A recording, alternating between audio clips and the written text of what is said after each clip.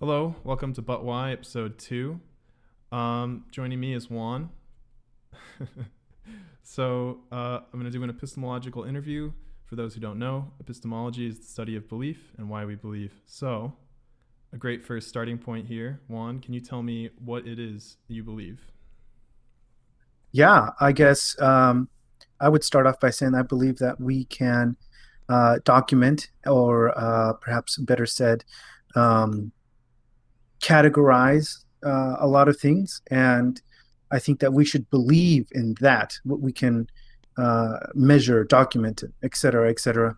And of course, logic, what we can reason out also falls into that because, there are things that we just can't measure. So. Okay, so that's So I guess those are some of the reasons behind how you come to believe something. But do you have a Sure, particular belief, like a religious belief, or I guess the lack of a religious belief that you think is a of good course. definition of what you believe? So I would immediately say that I am a Protestant Christian. And can you describe to me what that would mean? Sure, sure. Yes, my apologies. Okay. So I think to keep it simple, right? Protestant Christianity is a form of Christianity. It's about 500 years old, give or take a little, um, in which we reject certain key tenets of other forms of Christianity, uh, because we believe that. Um, well, that's, I suppose, a different conversation, but we reject certain other tenets of Christianity, and so we're called Protestant, as into protest. The I suppose would be, at the time, was the Catholic Church, Mm-hmm. and so I believe in one God. So that's a um, theist, right? Mm-hmm. Monotheism, particularly. Um, this God has three, to keep it simple, three characteristics or three persons that make up the entity. And so I believe, from because of that, I hold certain views that are dictated from biblical scripture through interpretation, through exegesis interpretation. What was that last part? Exo Jesus? Exegesis interpretation. Exegesis is the study of text. If you remember, before I said I believe in things we can measure, you said that's how we believe something, right? It's Mm-hmm. tied to why I believe it, because we can critically analyze ancient texts and draw conclusions thereof. Okay. So I'm gonna repeat back, I think, what I heard here. So it sounds like you believe in a God who has three parts or characteristics, and that you are, yeah, you're a Christian. So we're probably gonna run into some of the assumptions that are gonna be behind that Christianity there, but it can mean a lot. So, um, how confident would you say you are in this belief of a God with three parts? I am pretty confident, very confident. On a scale of like on 1 to 100, where would you say you were?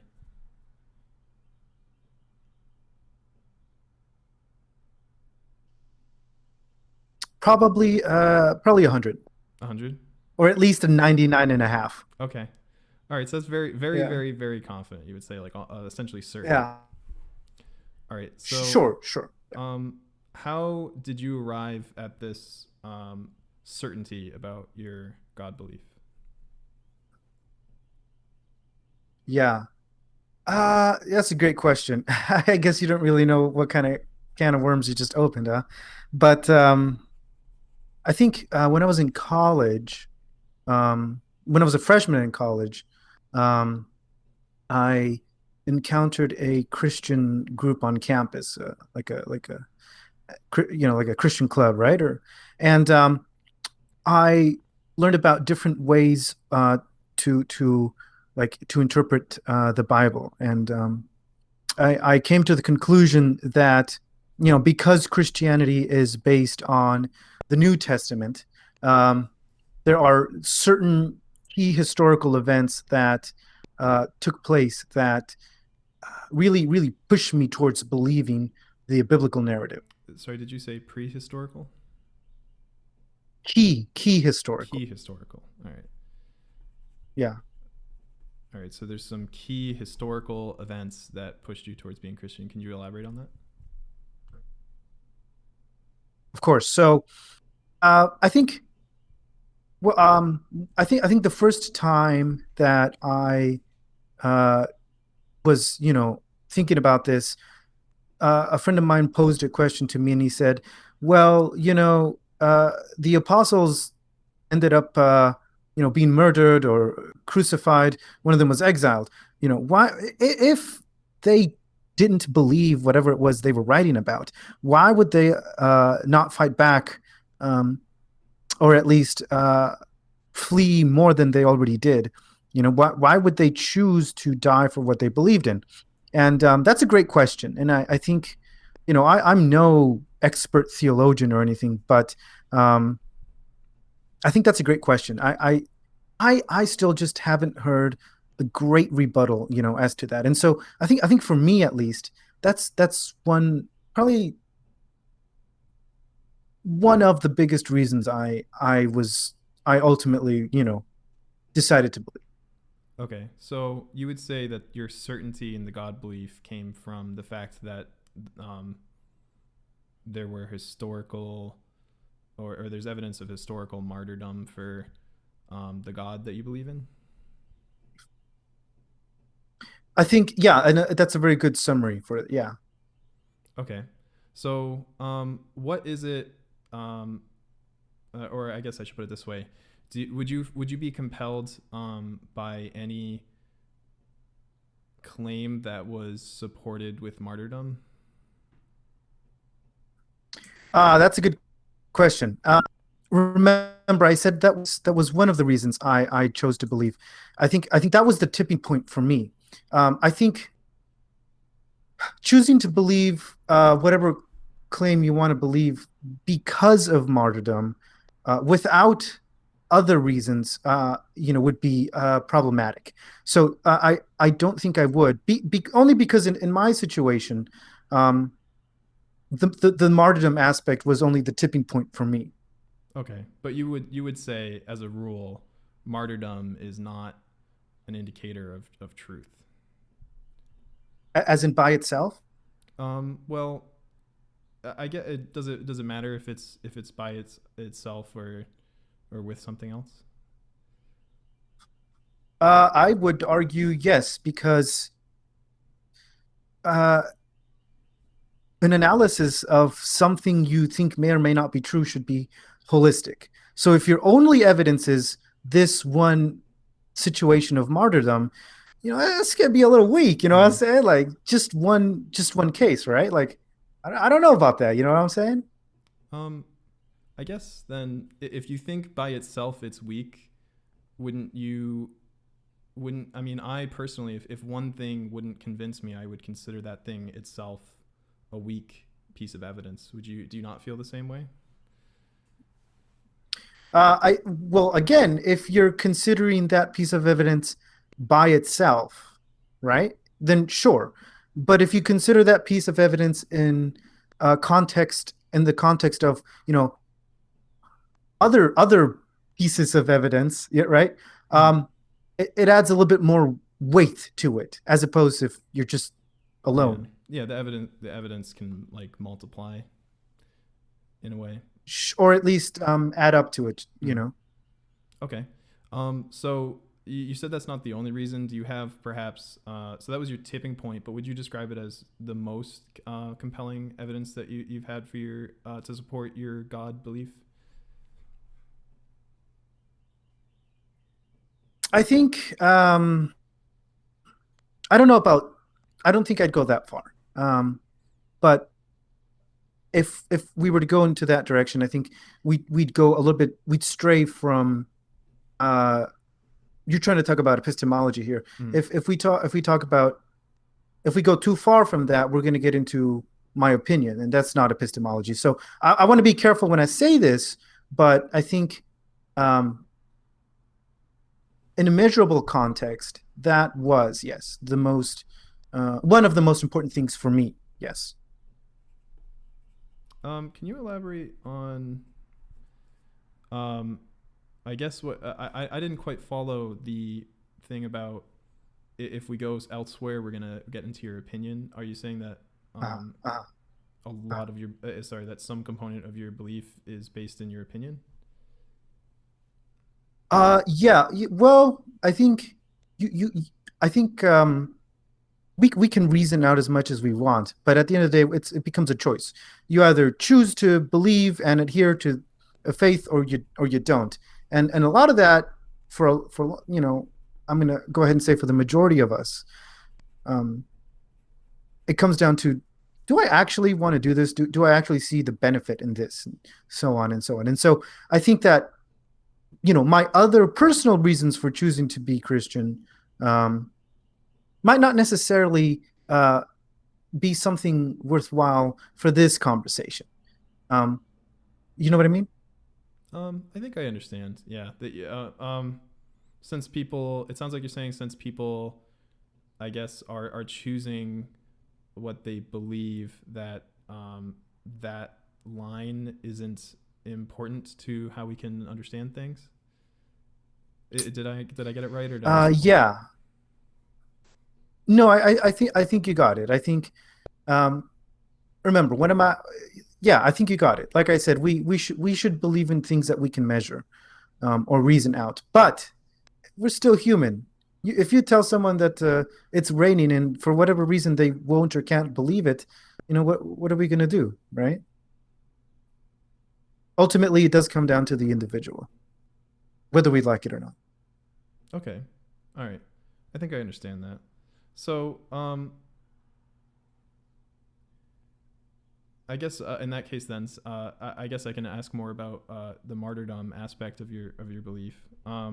So, what about the martyrdom do you think lends to the truth of the God claim?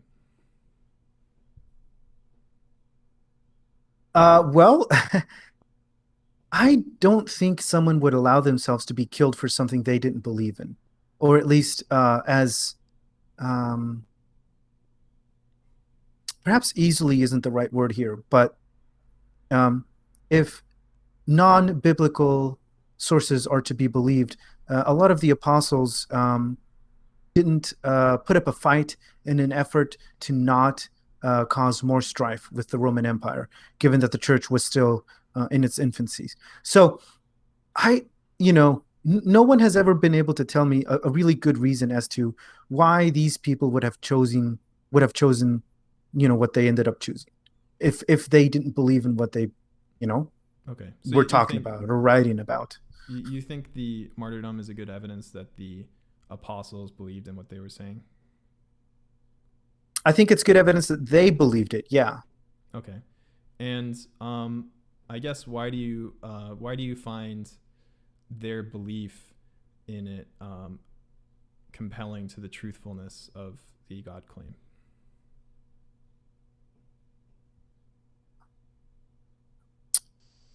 We have a lot of their writings.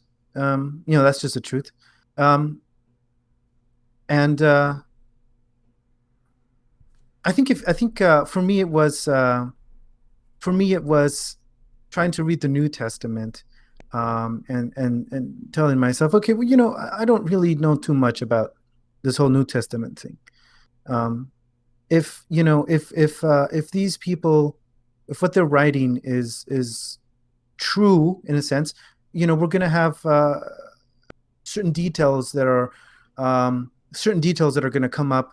Um, they're going to be smart enough to perhaps harken back to the Old Testament, and they're going to realize that if it's one whole story, it's going to be cohesive, uh, from the first book to the last book of the New Testament.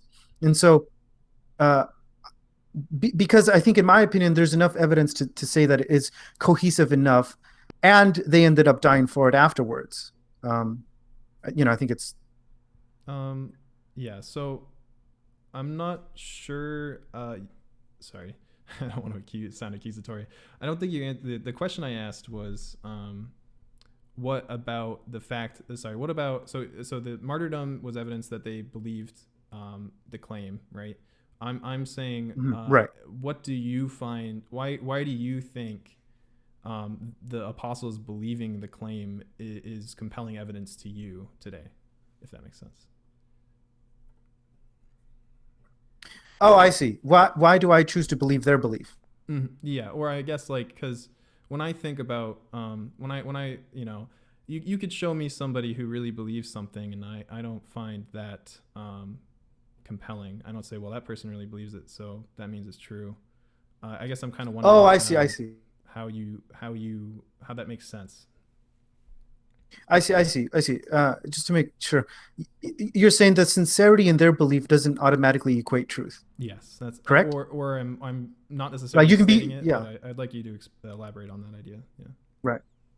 Like you can be extraordinarily sincere, but you could be sincerely wrong. Mm-hmm. Yeah. I understand.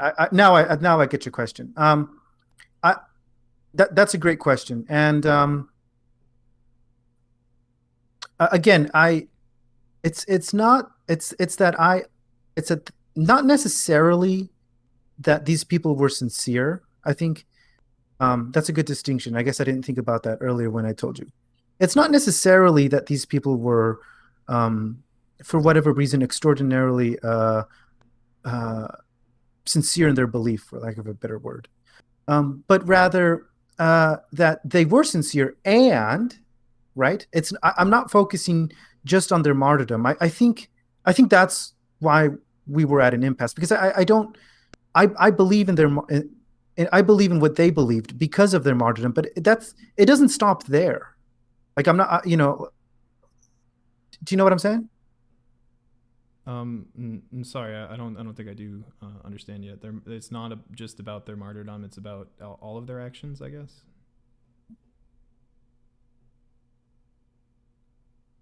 I'm sorry, you've cut out. Yeah, yeah. You were asking me why do I believe in their belief in the context of their martyrdom?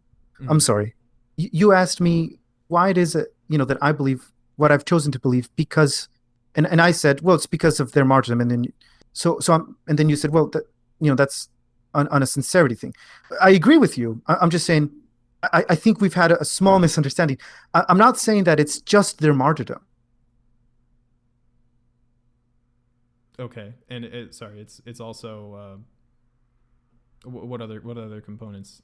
Or I guess what I mostly care about what you find convincing about it, because I would like to follow that down where you thought the martyrdom was perhaps the most compelling, or maybe that wasn't exactly how you meant it. Maybe their behavior was compelling, but I guess maybe their behavior can let us know about their sincerity, but then you have that next step of how do you go from sincerity to truth, and I'm wondering how you're keeping this confidence along the way. Mhm. Yes, right. So, okay, all right, good. We're on the same page. So, I didn't say it as clearly as I should have earlier, but when I said um, because of their martyrdom and them being sincere in what they believe, um, combined with or added to um, their their writings, I for me at least that was compelling. Um, yeah, I don't really know how else to say it. I'm trying to say their martyrdom was very important for me to realize. When I realized that they chose to commit martyrdom for what they believed in, on top of on top of the writings and some other theological theological kind of analysis of the Bible at large, which is too much for this discussion. But I'm just trying to tell you, different other things added to their eventual death is what made me believe. Okay. Um, I am really sorry that I don't think I'm exactly um, following that, but I'm gonna repeat back. I guess what I heard No, is that's that okay. yeah, there's a lot of components in the Bible, especially that are that I guess it sounds like is putting the martyrdom into perspective, and that ties together sincerity and also the truth of the claim. Or is that further than how far you went? No, I think you're getting there. Yeah, yeah, that's what I'm trying to say. Something like that. You put it a little bit better than I did. Yeah. Yeah. I want to echo it back so I can You're we can good make at sure this. we're You're on good the at same this. page. All right. Yeah. Yeah. So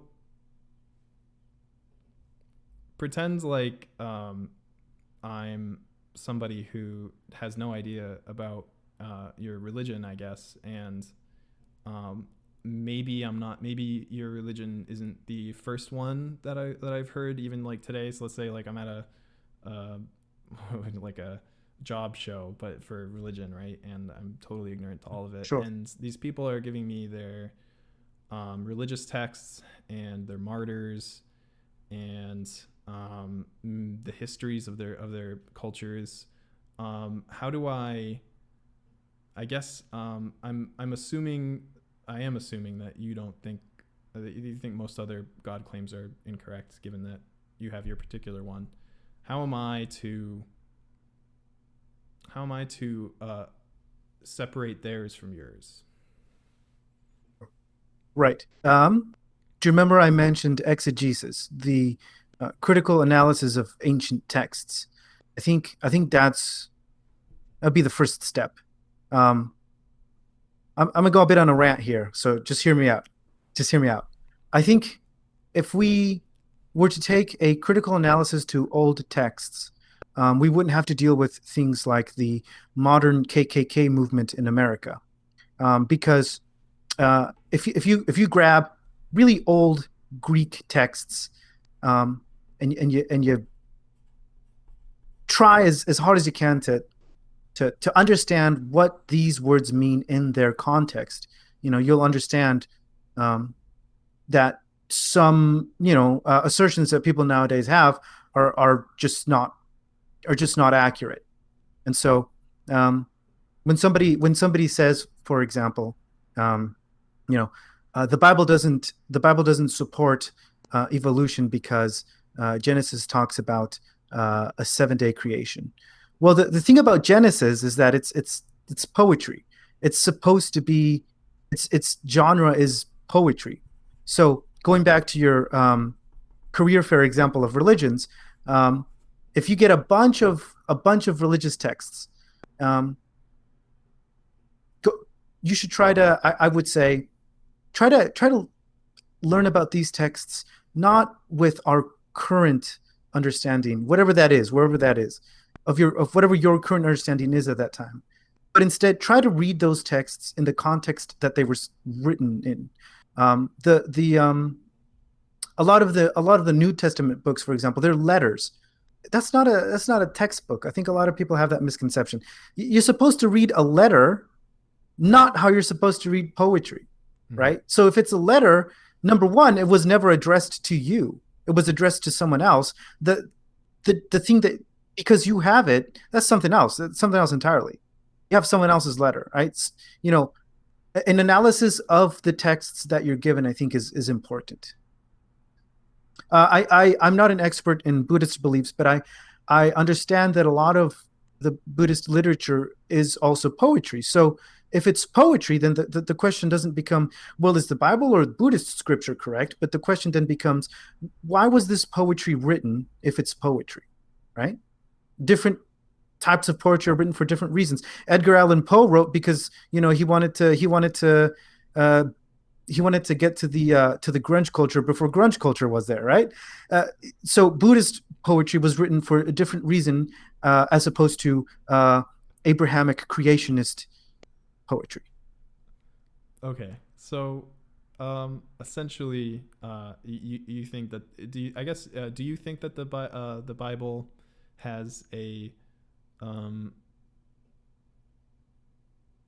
a unique form of writing? Is that what you're saying? That if you were to do a literary analysis of all of these texts, the Bible has letters in it, which are meant as, I guess, communication, and then there's poetry, which has its own purpose. But I guess Am I going too far by saying that you think that most other No, religions no, are no. I are think no, dude. poetic? Well, okay. You're doing good so far.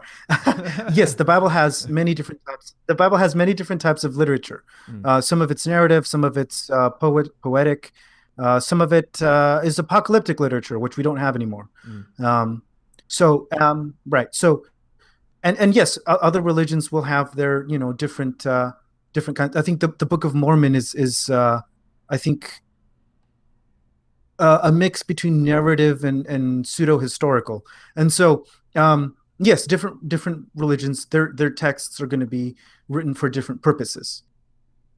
And because of that, obviously they're going to have different genres. If you remember, my original point was, if you get all those religious texts, analyze them how you would analyze a book for your classroom essay, for instance. Don't try to read it and be like, oh well, it says here, that XYZ, therefore, XYZ. No, we don't know that. It wasn't written for us in our contemporary worldview, etc., etc. okay. And how do you tie that into?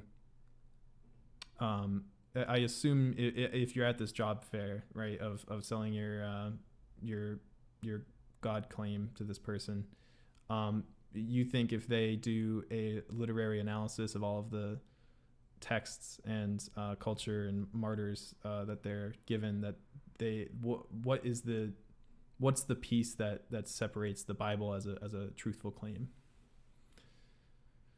And I think in the context of literary analysis, we going way back to the Old Testament. Genesis uh,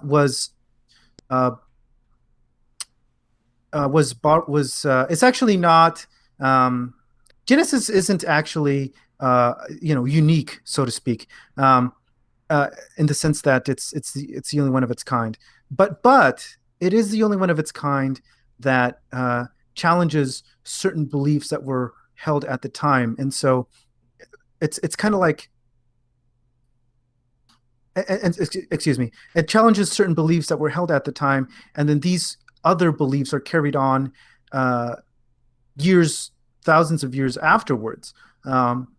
And so I think I would say that because these beliefs have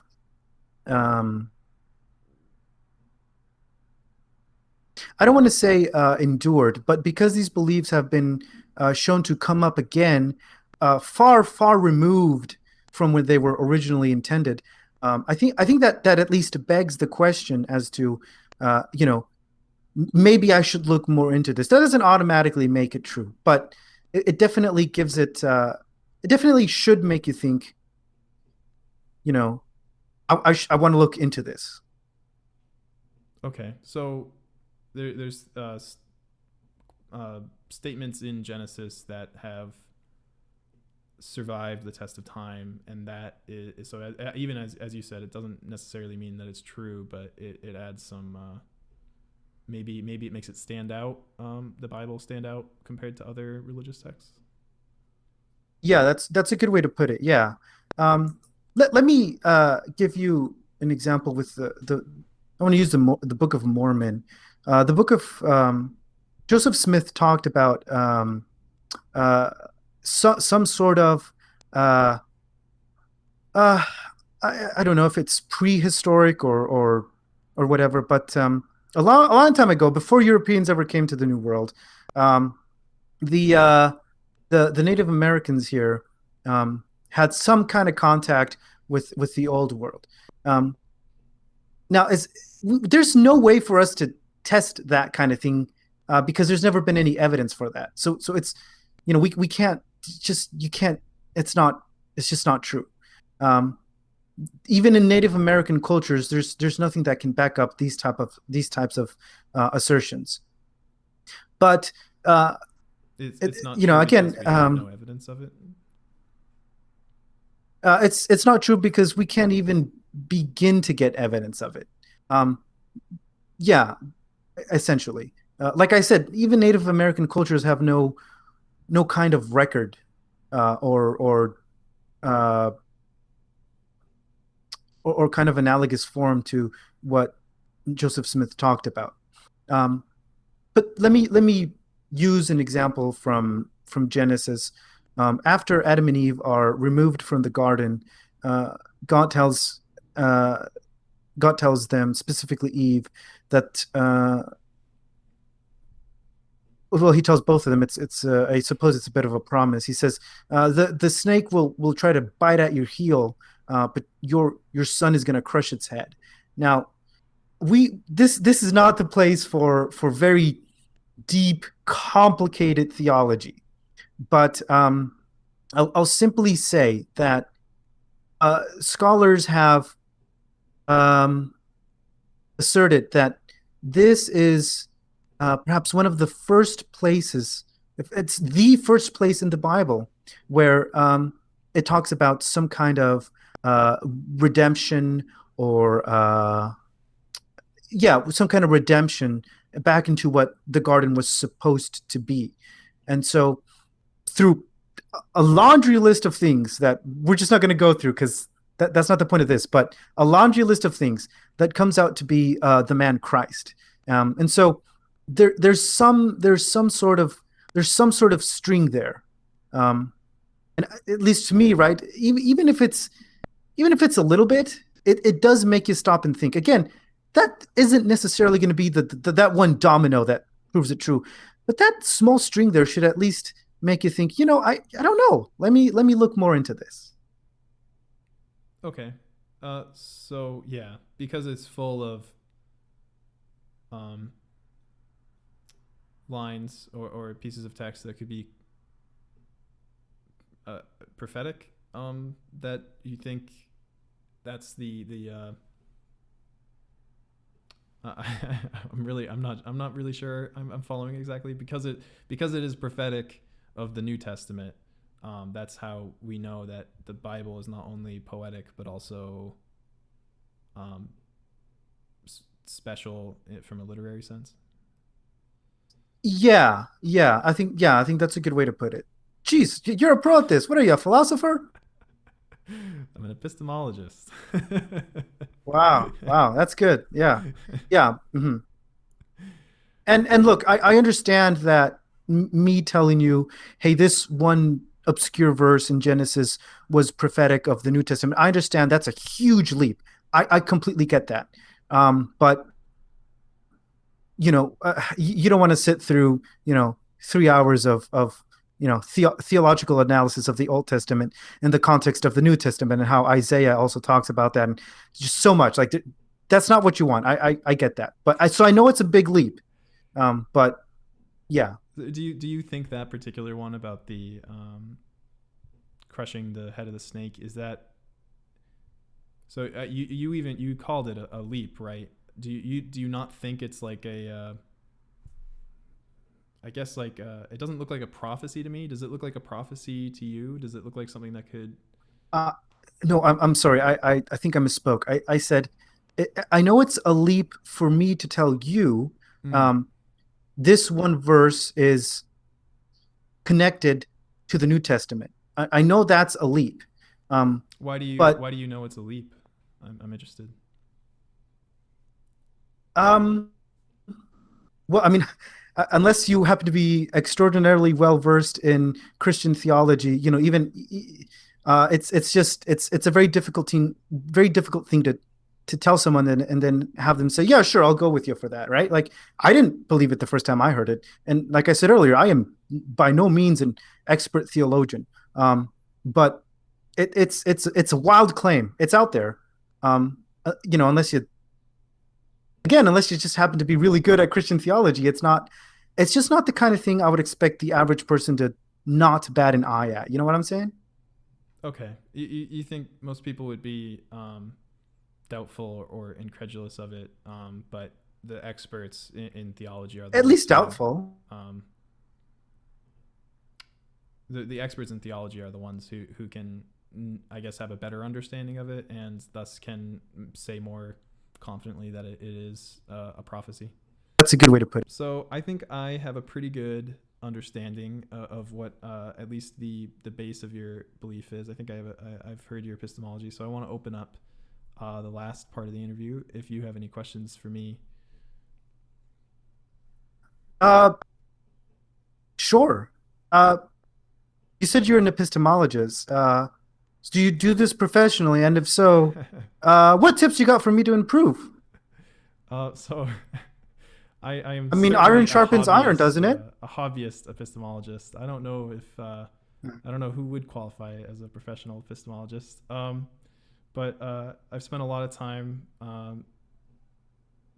researching this, but also there are other people who make videos like these, and I find them interesting. I think, and I tend to, I think the conversations are a lot more productive if we avoid like criticism of other people's epistemologies and instead kind of like elaborate on them further. I think that's the best way to get people to reflect on their epistemology. But my advice would be, I specifically think that strong evidence is what I would consider to be, it's going to be redundant. Strong evidence is something I would call strong. And I think a lot of strong evidence is very strong. I think some weak evidence is very weak, but I think a lot of weak evidence is also still weak. I don't think I don't think 1,000 pieces of weak evidence is a convincing argument, in my opinion. And it sounds like we originally explored the martyrdom belief, and we discovered that the martyrdom is maybe indicative of sincerity, not necessarily truthfulness. Sincerity is not necessarily indicative of truthfulness. And then you were compelling me to take in the big picture, but the big picture is a bunch of small pieces of evidence. And I guess if none of those evidences, not evidences, that's not a word. If none of those pieces of evidence are compelling, I don't really find the argument compelling. And that's my advice would be to downgrade your confidence to be reflective of the quality of the evidence that you have. Like I said earlier, iron sharpens iron. I appreciate that, man. I'm not even a hobbyist theologian, so I hear you. Yeah, I hope you have a good endeavor in this. Send me a link later, won't you? Yeah, I'll send you a link. All right. Have a good day. All right. Thank you. You take.